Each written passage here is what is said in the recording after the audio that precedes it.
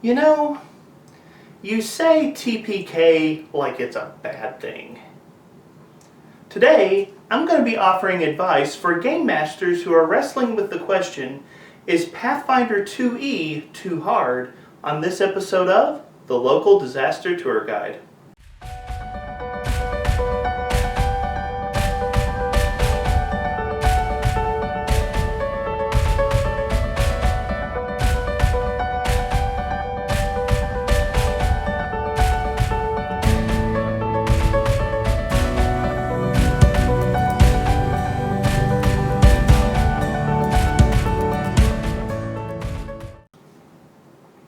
Hello everyone and welcome. My name is Mark and I am the Local Disaster Tour Guide. That's right, I'm a storyteller who was shocked to discover that the word severe means severe. Welcome to my channel where we talk about role-playing games like Pathfinder and Starfinder. Today we are doing the third and final video in my Is Pathfinder 2E Too Hard video, and we are going to be offering some Game Master specific advice for GMs who are struggling with the question, is Pathfinder 2E too hard? This series is not a series I initially expected that I would be doing, but I have seen a lot of conversations over the last few months kind of around this idea, is Pathfinder 2nd Edition too hard? And I know that there are players and game masters and groups out there struggling with this concept, and so I decided to do a video series kind of directly tackling this issue. If you haven't seen the other two videos, I strongly encourage you to go check those out. The first video was my thesis video for this entire series, where I talk about the main issue that I think may be creating frustration for people with Pathfinder 2nd Edition. Now, this is actually a design element of the game that I like, and that is the proficiency system in Pathfinder 2E. Specifically, your proficiency in Pathfinder 2E adds your level, and that is true for player characters. Honestly, that's not too unique, but in Pathfinder 2nd Edition, the monsters in the game also add their level to proficiency. And what that does is it creates kind of this sliding scale inside the game. It creates this interesting balance that the game is trying to maintain mechanically throughout the experience of play. And while I think this does a lot of great things for Pathfinder 2E, I think it also creates a lot of frustration for people who are not used to a mechanic like that inside of a TTRPG. Now, that was a quick and dirty summary of my thesis video. I definitely encourage you to check that out, because I go into a lot more detail about what that means. In my second video, I spoke directly to players at Pathfinder 2E tables. Since the game is striving to maintain this particular mechanical balance, it is important for players to understand how their actions and choices affect the balance inside the game. Knowing how your actions and choices will impact that balance inside the game can go a long way to improving your experience at the gaming table. And so, for players who are struggling with Pathfinder 2E, that video has a ton of advice that you can check out that will hopefully improve your experience, both by making you more effective inside the game, but also by allowing you to enjoy more of the mechanical flexibility that Paizo put into the system. So I highly recommend both of those videos. I've had a lot of fantastic feedback from those videos, and I just want to say thank you to everyone who's been part of this conversation. This wasn't a conversation I expected to have, but I've really been enjoying this. So thank you everyone who's been a part of this. I do want to throw a quick shout out to a guy by the name of Amir Hussein. I hope I got that name right. I'm always nervous I'm going to butcher somebody's name. He actually gave a recommendation. Through this video series, I've been talking about bounded accuracy, which is not an official design term. It's just something me and one of my buddies were using to talk about Pathfinder 2E. I've been using bounded accuracy to talk about this level to proficiency mechanic, and he actually recommended that I should use sliding bounded accuracy to describe it as well, and I do think that that is a better description of what I have been talking about. So Amir, thank you so much for offering that commentary. I do think that is a good way to kind of clarify what we've been discussing in this series. But that brings us to today, where we are going to talk specifically to Game Masters in Pathfinder 2nd Edition. If your group is experiencing frustration at your gaming table, these are some things that you can do to hopefully improve your group's experience. Now for players, I do want to say this. As we get deeper into my advice in this video, I'm going to be stripping away some of the mysticism to the role of Game Master. And some of the things that I may talk about in this video could impact your emotional experience when you play the game. When you don't know exactly what the Game Master is doing, it allows you to sink into the game a little bit more, and some of the things I'm going to talk about may break the fourth wall a little bit. So players, you may want to skip out on this video, or at least you may want to skip out on some of the later parts of this video. But if you feel like your Game Master is struggling with this game, definitely send them this way. There may be some tips and some advice that they will really appreciate. So with all of that in mind, let's get going. Game Masters, here's a couple of big things that you need to know about this list. Number one, as we're going through this list, I want you to think about in-game corrections versus out-of-game corrections. Whenever possible, in-game corrections are always better to do because it is less likely to sour the experience for your players. Simply put, if players feel like you're making the game easier for them, that can take away some of their sense of accomplishment when they get through a challenge or get through a particular portion of your story. And if your players know that you're messing with things, that sense of accomplishment can be depleted. As such, if you can fix things in-game, it kind of protects that experience for your players a little bit better. So when we talk about these pieces of advice, you should always be looking for ways to fix things inside the game first. However, if you need to fix things outside of the game, I strongly recommend that you be blunt about fixing things outside of the game. Don't try to subtle nudge, prod, let's sneak around the issue. If it needs to be an out-of-the-game correction, go ahead and say that plainly for your players, because it's going to remove at least some of the sting from that correction needing to be made. If you know your players are going to notice, go ahead and discuss it. Go ahead and say, guys, I realize we are struggling with this game, and I'm going to try to do X, Y, or Z in order to fix it. Another thing that I want to talk about is, when you are implementing these tips that I'm going to talk about in this video, I strongly recommend you to implement them slowly, one at a time. Pathfinder 2nd Edition really strives to maintain a certain mechanical balance inside of the game. It wants PCs and monsters to operate at certain levels relative to one another. If you try to do everything I talk about in this video all at once, you are going to tip that scale way too heavily, and it's going to throw off your game far more than whatever it is that is causing frustration for your group.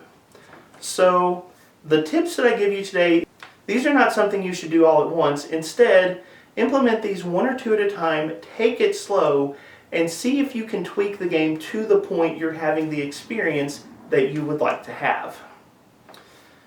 To that effect, I have actually organized these tips in the rough order that I would recommend them for you as a game master.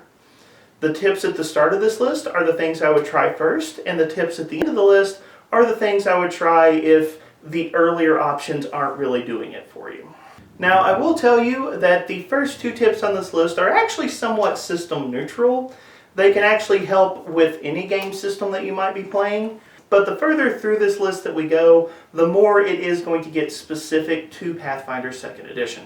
So with that in mind, my first tip is go watch the player advice video that I did previously in this series. I'm sorry, my first piece of advice is teach the game well. So the reason that I encourage you to go watch the player advice video is because as a game master, one of your important roles is the role of being a teacher. It is your responsibility to help your players learn the game. And teaching is a separate skill from storytelling.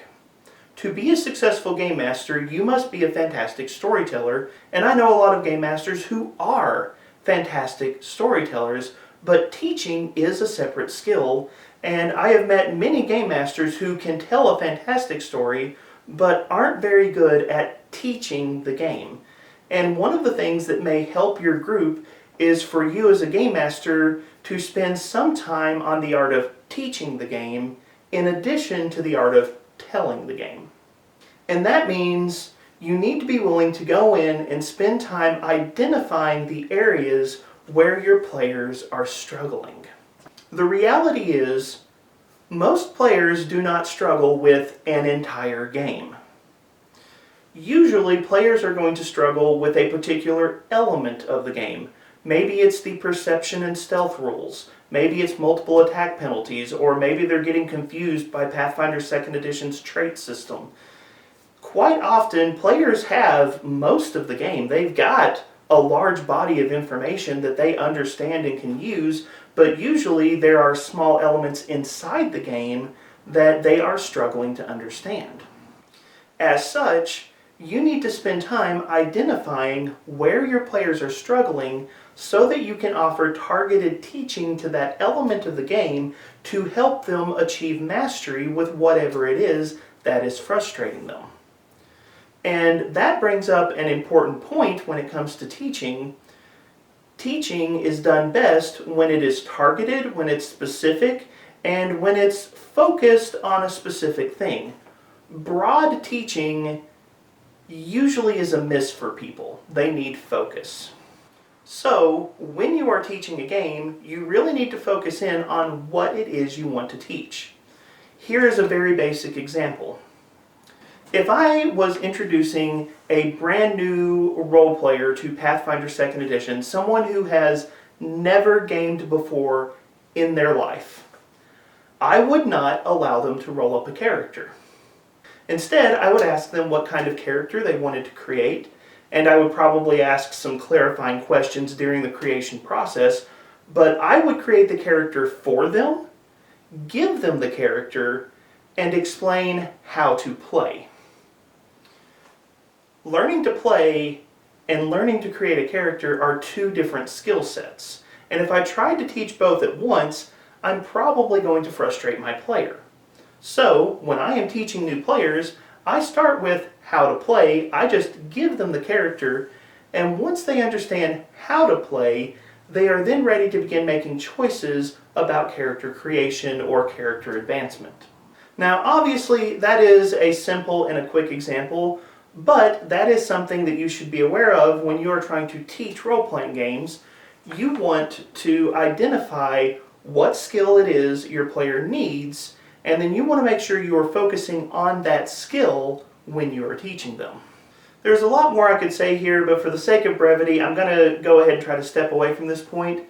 I will say this: if you are a Pathfinder 2nd Edition game master who has a brand new role player at your gaming table, I would strongly encourage you to create a rogue for them, because I honestly believe that the rogue is the most new player-friendly class in Pathfinder 2nd Edition.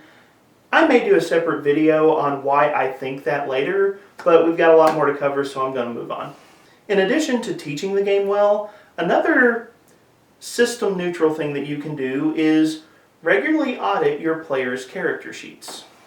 Years ago, I learned the hard way that I needed to keep the character sheets for my games with me at all times, mostly because my players had a really bad habit of forgetting to bring them to the games. But these are the character sheets for my current Age of Ashes campaign in Pathfinder 2nd Edition. I have them with me at all times. And one of the great things about having access to these at all times is I can audit my players' character sheets anytime that I want. Now, exactly how often you will want to audit your players' character sheets is probably going to vary a little bit by group and kind of what you're comfortable with. I would probably recommend at least every 4 character levels going through and trying to do a character sheet audit. Auditing character sheets can catch a lot of issues that may be creating a lot of frustration at your gaming table that would otherwise be overlooked. I remember several years ago I was running a 3.5 Dungeons & Dragons game, and I did a character sheet audit because I had 2 players who were playing Rangers. One of the Rangers was extremely powerful and extremely effective, and the other Ranger was pretty bland. They were really meh just compared to this other character, and you could tell that that player was frustrated because their character was so weak in comparison to an otherwise very similar character, and they didn't know what was going on. When I did that character sheet audit, what I discovered is player 2 missed several things when they were leveling up. They would miss one thing here and another thing here and another thing here, and functionally their character was about 3 levels lower than the other ranger in overall power level. No wonder there was such a disparity in how effective both of their characters were. Auditing their character sheets revealed why one of my players was so frustrated. When you do character sheet audits, there are 3 things that you are looking for. Number 1 is character sheet accuracy, which is, are the bonuses correct? Have they added everything up the way they're supposed to? Are the HP totals what they should be? Those kinds of things. You're also looking to see if they've remembered all of the choices that they're supposed to make. So do they have all the class feats or ancestry feats or skill feats that they are entitled to for their character? A character sheet audit can reveal if something is missing or if something has been tallied incorrectly. Another thing you want to do with character sheet audits is you want to look at their equipment. In Pathfinder 2nd Edition, there are very clear tables that discuss how much gear a character should have at any given level. So if you're a 5th level character, you should have so many permanent items, so many consumable items, and so much gold. And same thing for 10th level, 15th level, all the way through the game. You can very quickly look and see, this is how much gear my character should have. If you audit a character sheet and see that somebody is significantly behind on treasure, that can pretty quickly reveal the source of frustration for your players. Another thing that's a little bit trickier is auditing the equipment that your characters have relative to one another. Now, we all know the horror stories of the player who demands all of the treasure and they just try to take everything they can get their greedy fingers on. That's not what I'm talking about. What I have noticed is, in most campaigns, there tends to be 1 or 2 players that over the course of several levels will accumulate more gear relative to the other players at the table. And I have seen plenty of games where 1 or 2 players end up with 10% or 20% more gear than the other players, creating a situation where some players are noticeably more effective than others. Auditing character sheets is a great opportunity to catch these imbalances and make sure that your entire team is functioning as they should. By the way, earlier we talked about in-game versus out-of-game fixes. If you need to do some out-of-game fixes for Pathfinder 2nd Edition, a character sheet audit is the perfect excuse to do it. If your players are frustrated, just tell them, guys, I know we've been a little bit frustrated, so this week I'm going to be auditing everyone's character sheets, see if there's anything out of balance, I'm going to fix any issues that we might be having because I want to try to get this game back on track. And if you tell your players that you're doing a character sheet audit, you can do like 2 or 3 other things and your players mentally are going to file it under character sheet audit. It kind of protects you from your players experiencing that loss of a sense of accomplishment. So if you've got to do stuff out of game, a character sheet audit is the perfect cover. Now for the next 3 tips, I want to talk about the encounter design or encounter budget table from page 489 of the core rulebook for Pathfinder 2nd Edition. If you are a game master, you need to understand this table. Basically, this table gives us 5 different levels of encounters that we can design. Trivial encounters, low encounters, moderate encounters, severe encounters, and extreme encounters. And I'm going to tell you, this table threw me off when I started Pathfinder 2nd Edition. I ran 1st edition Pathfinder for years, and it also had an encounter design table with 5 different levels of encounter. I can't find a good picture of that table, but I'll go ahead and tell you the top level of that table was labeled Epic. And anytime that I needed a boss fight for my players, I went straight to Epic. That is what was necessary to really push, to really challenge my players in a 1st edition game. When Pathfinder 2nd Edition came out, I saw this encounter table and it had 5 options just like 1st edition, so in my mind, I just decided that the tables in both books must be relative to one another. They must mean the same thing, and boy was I wrong. I created a Pathfinder 2nd Edition one-shot, and I threw my players up against a low threat encounter, a moderate threat encounter, and a severe threat encounter. And if I had been running a 1st edition game, I can tell you my players would not have had any major problems overcoming those 3 encounters. But in my Pathfinder 2nd Edition one-shot, my players steamrolled the low threat encounter, no problem whatsoever, made it through the moderate threat encounter, got to the severe threat encounter, and I almost had a TPK. I'm serious. I was sitting behind the Game Master screen and I was having a panic attack. At the end of round 2, our poor War Priest Cleric had almost dropped. I was wondering if my players were going to make it. Like, we were testing this game out for the first time and my players were struggling to survive. And that one-shot taught me that when Pathfinder 2nd Edition says severe, it means severe. It turns out that the table I was used to from 1st edition was not at all analogous to the table in 2nd edition. The terminology in 2nd edition was, well, accurate to what the terminology said. I know that sounds silly, but it was a shocking moment for me. So when you look at this encounter table, you need to understand this encounter table and know how to use it. Trivial and low threat encounters are just that. Trivial encounters are speed bumps. Your players are going to run over them and they're probably not going to notice the monsters were even there. Trivial are the minions. They're the throwaway creatures that mean nothing to the overall story of your game. In a low threat encounter, your party may take a little bit of damage the first 2 rounds, but they're probably going to clean that fight up pretty quickly. In trivial encounters and low threat encounters, your party is going to feel amazing because they're going to be dropping critical hits left and right and they're just going to be plowing through things.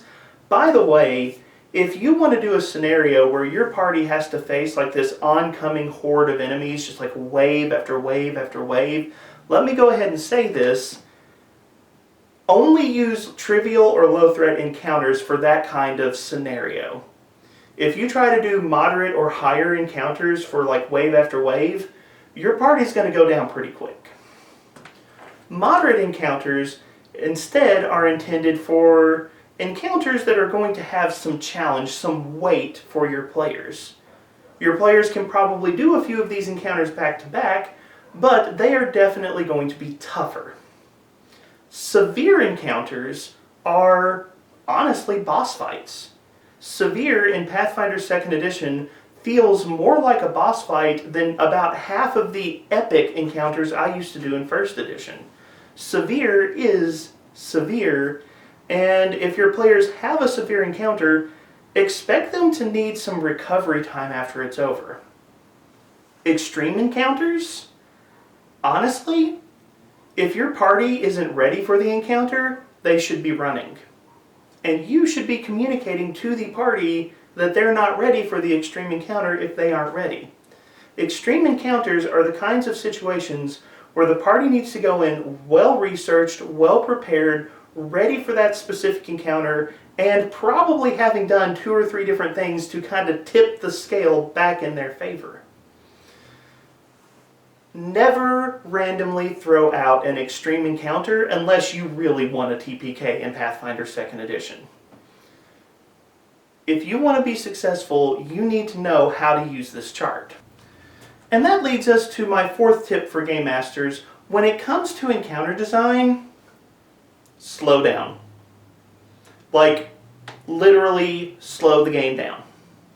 Unless your players are dealing with a lot of trivial or low-threat encounters, too many encounters back to back to back is going to overwhelm your players.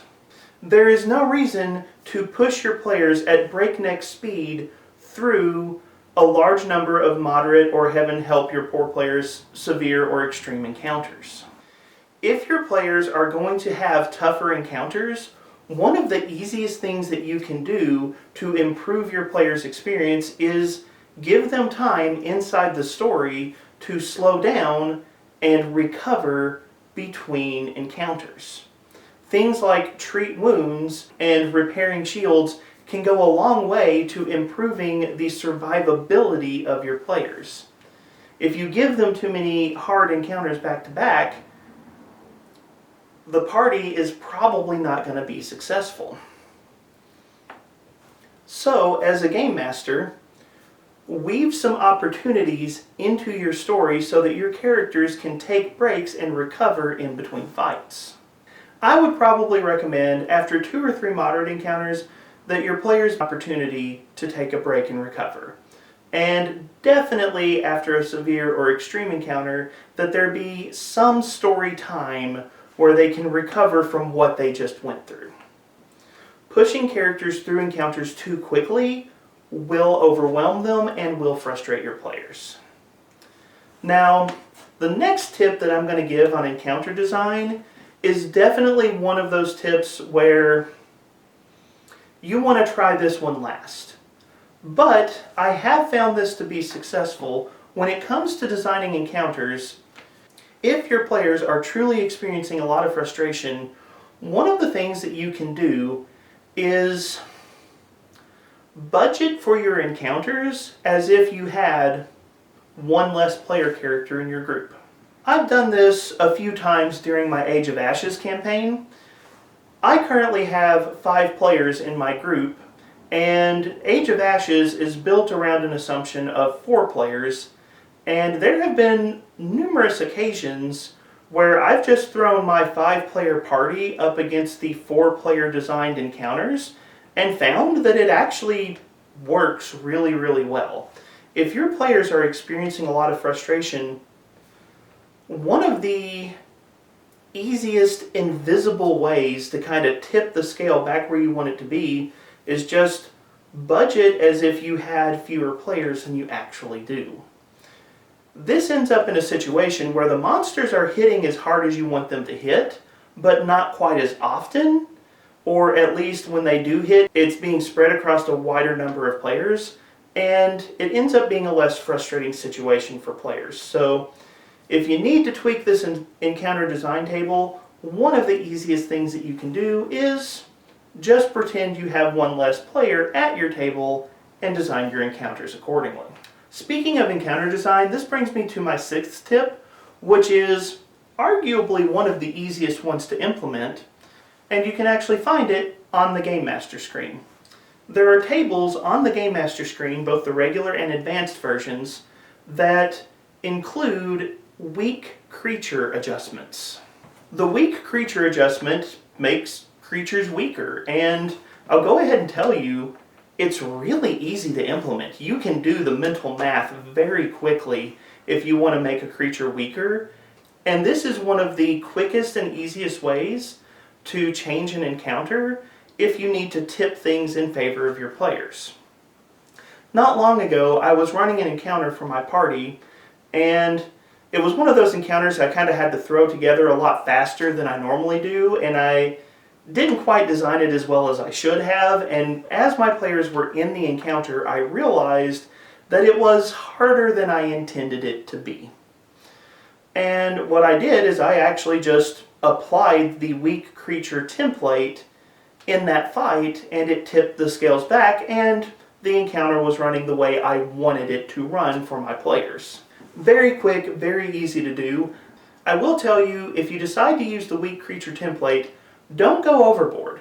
In that situation where the fight was harder than I wanted it to be, well, I actually only applied the weak creature template to one of the 4 creatures that my party was fighting. Just modifying one creature's power level was enough to tip the scales back where it needed to be for that encounter. I didn't have to do it across the board for every creature. If you find that your players are in an encounter that is a lot harder than you intended it to be, pulling out the weak creature template is a very quick, very easy fix, and I do recommend apply it to 1 or 2 creatures inside the encounter, not to every creature. You will probably see that that fixes the problem that you're having, and if it's more severe, you can try applying it across the board. Also, for another tip on modifying encounters, tip number 7, play the creatures dumb. If it works inside the story, it is completely okay for the creatures that you design, that you send after your party, it is okay for them to be idiots. Now obviously this shouldn't apply to like the mastermind of the Thieves Guild or other super intelligent foes. The wizard you probably can't pull this one off on, but if the guards are lazy, or if the ogre is an idiot and falls for very stupid traps, that's okay. Honestly, it's funny. Your players will probably eat that stuff up.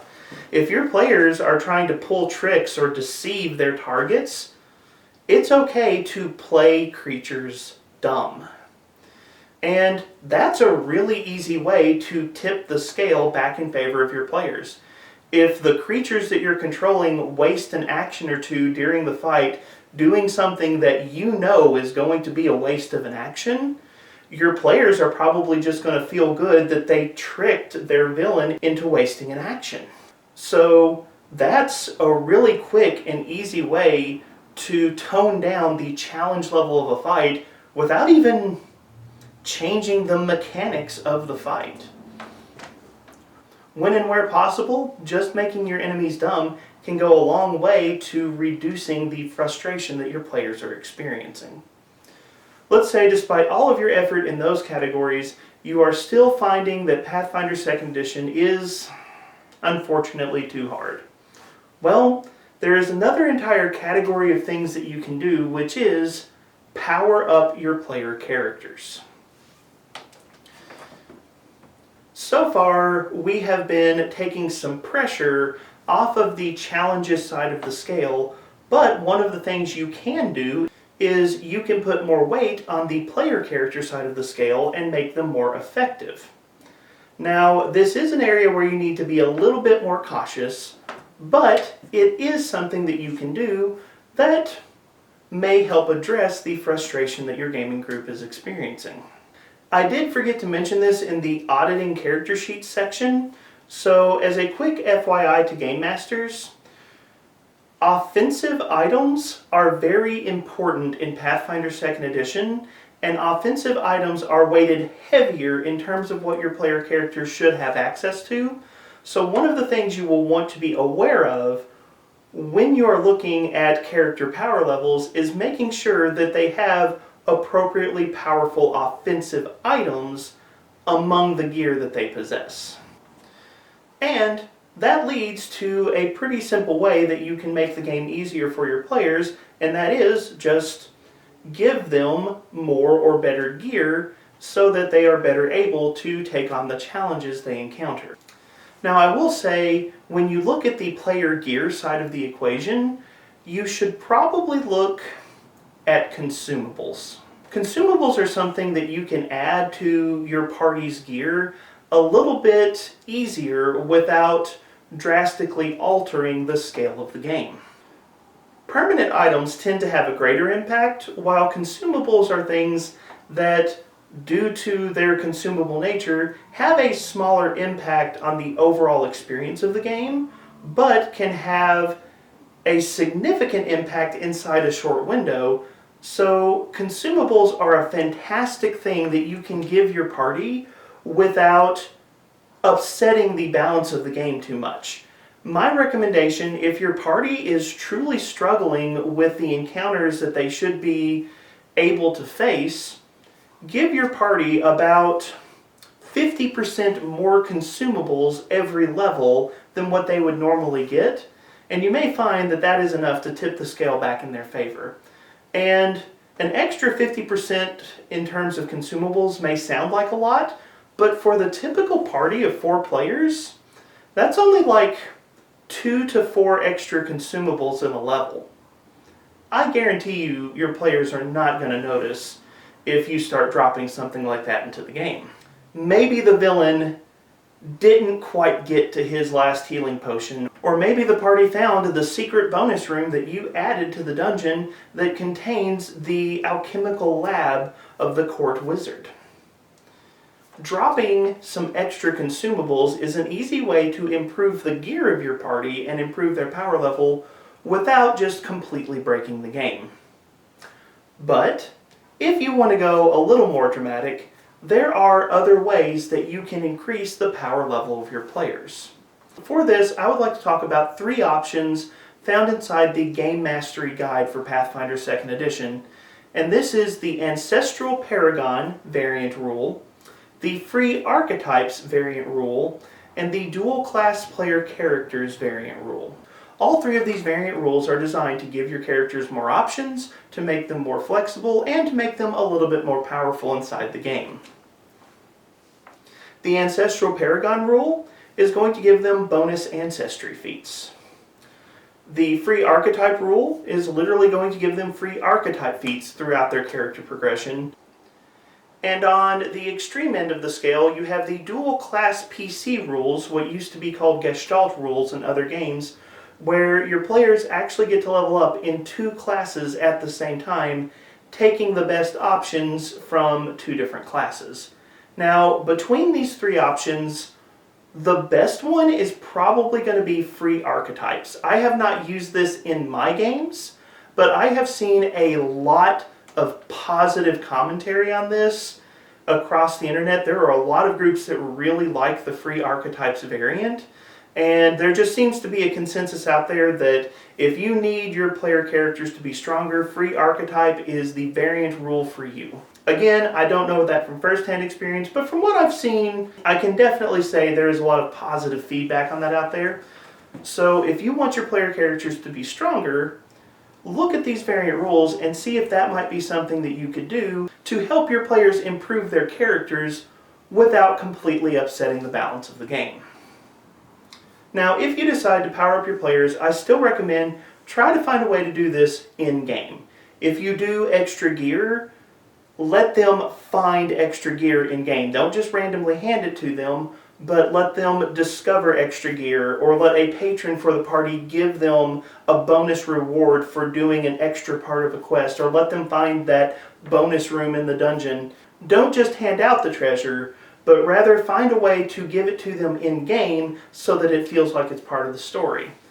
If you want to do the variant rules, I recommend surprising your players with the variant rules when they perform particular feats inside the game. As a simple example, the Pathfinder Society in Galarian approaches your characters and recruits them to perform a special job.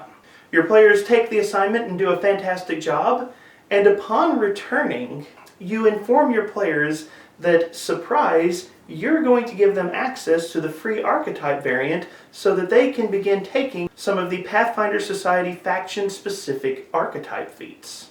The inclusion of an in-game reason for these variants being added at your table will go a long way in helping your players absorb this change without feeling like they're being cheated. So you can definitely power up your players, but I do recommend try to do it with an in-game justification so that your players don't feel like their accomplishments are being stolen from them.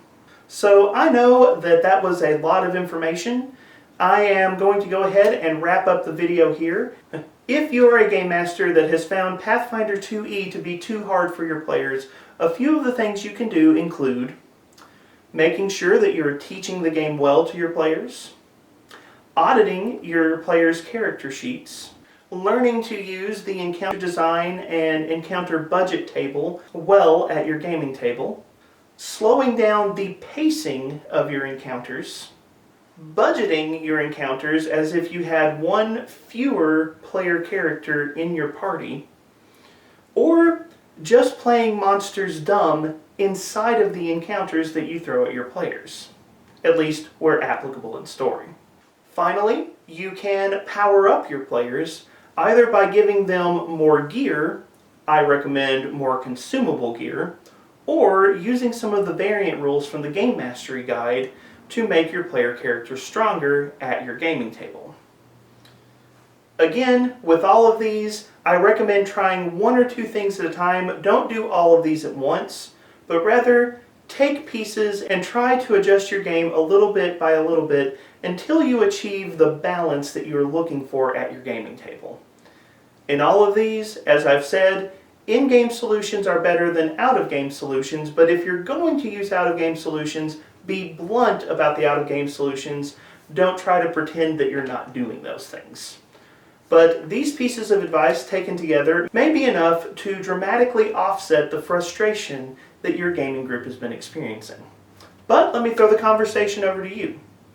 For Game Masters of Pathfinder 2nd Edition, what are some things that you have done to help address player frustration inside of Pathfinder 2e? Leave your best tips in the comments down below. If you've enjoyed this video, like it and share it, subscribe to the channel, be a part of this conversation. My plan for next week is to return to the video schedule that I originally had prepared, which means that I am hoping to drop my Starfinder Core Rulebook review for next week's video. But with the way the last month has gone, we'll see if that works out or not. Thank you so much for joining me, thank you so much for being part of the conversation, and have a wonderful day.